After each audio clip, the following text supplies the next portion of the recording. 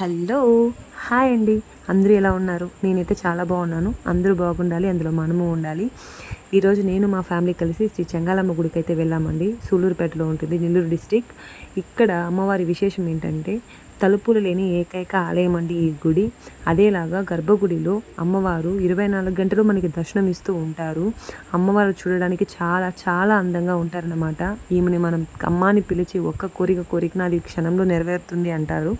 అదేలాగా ఇక్కడ పిల్లలు లేని వారు ఒక చెట్టు ఉంటుందండి, దేవుడు చెట్టు అని చెప్పాలి, ఎందుకంటే అమ్మవారు అక్కడ ఎల్లప్పుడూ ఉంటారు. లోపల ఉంటే ఎవరు అందరూ చూడరు, బయట ఉంటే అందరూ చూస్తారు అని.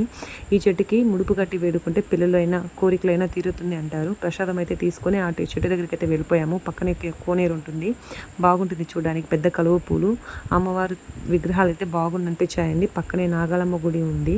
ఈ విశేషం నేను బోర్డు పెట్టున్నాను, చదవండి. మీకు ఈ బ్లాగ్ ఎలా అనిపించిందో చెప్పండి.